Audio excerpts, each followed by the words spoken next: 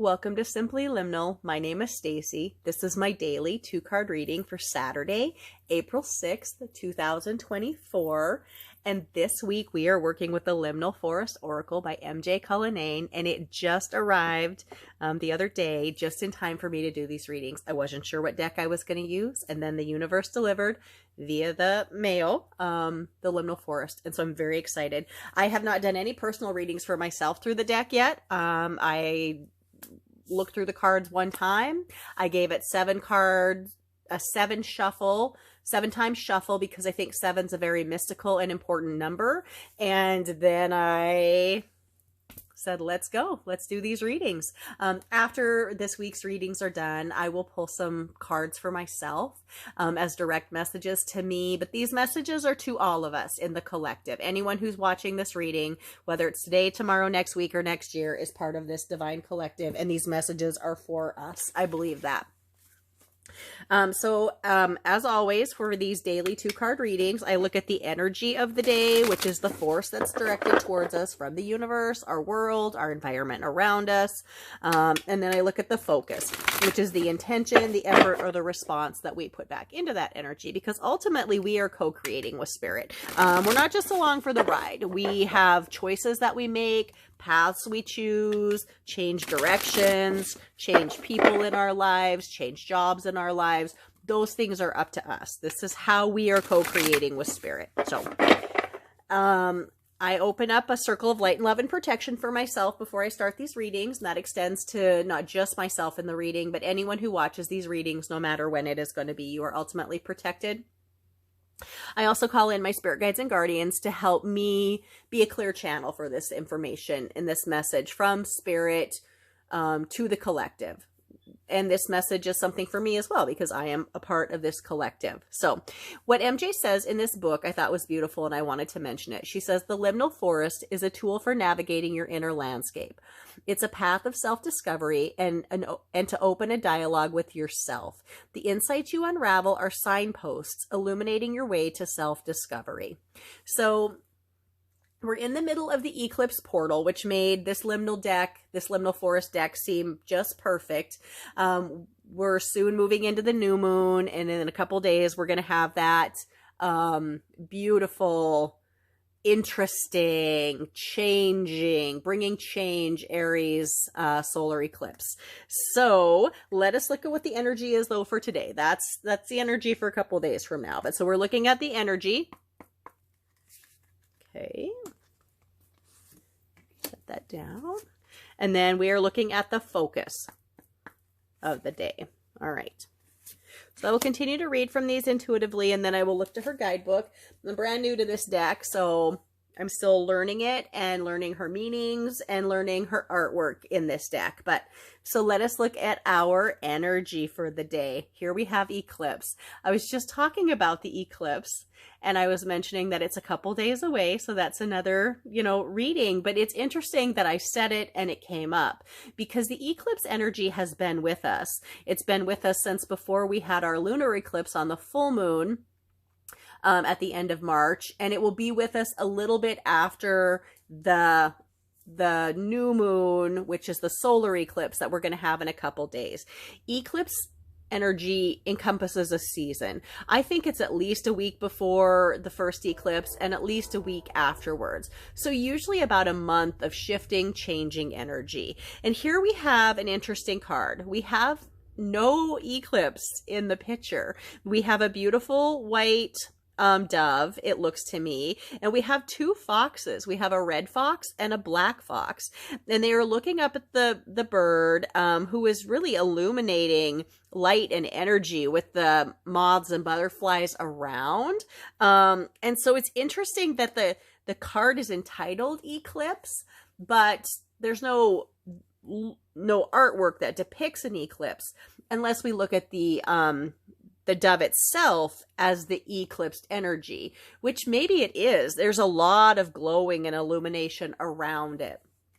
So let's take a look at what MJ says about this card.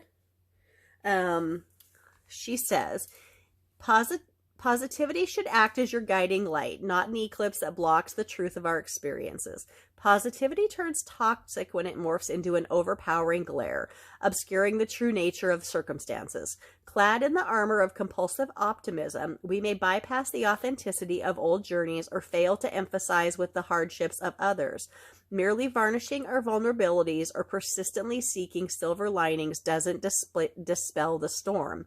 It fails to shield us from the rain. Recognizing the presence of the rain is crucial. It is acknowledgement of an underlying issue that paves the way to uncovering real solutions.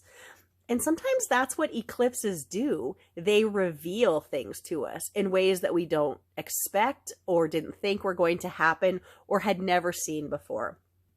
She says here, embracing positivity with balance offers hope, guiding us through life's challenges with a sense of resilience and optimism.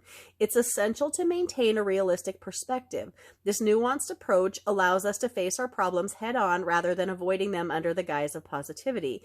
It's about finding the equilibrium between hope and reality, ensuring that our optimism doesn't lead us into denial, but equips us with the courage to confront and navigate life's inevitable difficulties. By doing so, we cultivate a form of positivity that is not just a fleeting landscape or a fleeting escape, but a substantial force, empowering us to embrace both the joys and trials of our existence with wisdom and grace. So this is interesting message as well as interesting artwork for its name, for the card's name. But it's really talking to us about positivity, being positive, remaining positive, but being careful about, I guess the term that gets thrown around a lot is toxic positivity. When you're just like sunshine and rainbows all the time, even when a building is on fire across the street or your roof is collapsing on you. Positivity can be toxic. So we have to be careful of how we use it. But it's always best to try to remain positive or to find a little bit of a bright side. Not to be blinded by the positivity that you're spreading or you're talking about, but being aware that you can find a little bit of positive in every situation. So let us look at the focus that we have today to help us see how we're going to work with this energy, because this is really interesting. Based on the title, the artwork, I didn't expect that message to be quite what it was, but it's beautiful. Don't be eclipsed by toxic positivity is kind of what I'm getting. Be positive, but not overt about it. So our focus of the day is common ground. This was another card that really stood out to me when I first looked through the deck. Common ground. This is really the whole forest, isn't it? We have crows up here. We have a fox. We have a hare. We have another crow, which really always is something that shows up in MJ's work. We have fireflies here, and everybody is gazing at this pool of water, and everybody is calm. They seem to be getting along okay, and they have found common ground, and that common ground happens to be around this pool. So you know, we're going to be facing some shifting energy with this eclipse that's coming. And I think the best way to work with that is to find common ground with people. And sometimes it's very difficult to do. Our world feels like it's become so divided that people won't even listen to somebody else's perspective anymore if it differs from them. And really, we all need to be aware that we all have different perspectives. We have different life influences, and we need to find some common ground, because that is how we're going to grow and become stronger, by finding that common ground. So let me read what MJ has in the book. Let me get here. Sorry, I got one of my cats is nosing around trying to be inquisitive and into everything. In today's deeply divided world, the vast chasm separating our beliefs can make even the simplest acts of coming together, such as sharing a meal or planning a project, seem daunting.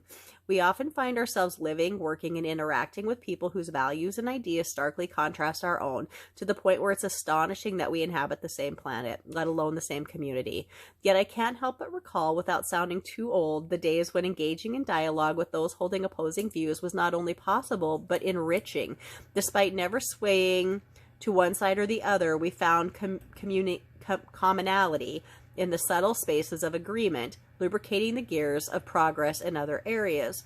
Finding common ground is an invitation to discover the universal themes and interests that transcend our differences. allowing us to see past what divides us and focus on what unites us. It is not about compromising your truths, but opening the door to a collective problem solving. I hope that is what this eclipse is going to mean for us. A collaborative, collective problem solving. That was me talking, not MJ. Back to MJ now. By concentrating on shared objectives and interests, we pave the way for cooperative efforts to devise solutions everyone can endorse. This approach not only fosters unity, but also encourages the emergence of creative solutions that might remain unseen from a solitary viewpoint. Wow. This message is powerful and not what I expected. And I think it's a good message to have in our minds, knowing we are going into the next eclipse starting tomorrow. The eclipse will be in 2 days, but I always look at the full moon and new moon phases as lasting 3 days. You have the day before, the day of, and the day after. And so tomorrow is the day before. And so this is our message before that full moon, the new moon energy starts, where we are also going to be gifted with the solar eclipse that can shift so many things in our planet, so many things in our energy field. So we are reminded here to not be eclipsed by toxic positivity, but try to remain positive and find something positive in everything, but not overwhelmingly or obnoxiously so. But the key here for this day is finding common ground. Reach back into our memories and remember what it's like to disagree with somebody, but not hate them or just say, I'm done with you. You're out of my life. We have a different political view, or we have a different religious or spiritual view. When we can agree to disagree is what we need to find again, but yet find the common ground to move forward and make things better for our whole world, for our whole collective. So I hope you found this reading helpful. I hope you've connected with it in some way. I would love to hear any thoughts or ideas you have on this reading, or how it's affected you personally, if it has. Please like, please subscribe, please share these readings so I can help spread these messages. Messages not just in this direct reading, but messages that if you want message from spirit or your soul or your divine creator, that oracle cards are a beautiful way to do that. So my name is Stacy. Thank you for visiting Simply Liminal with me. I will see you tomorrow.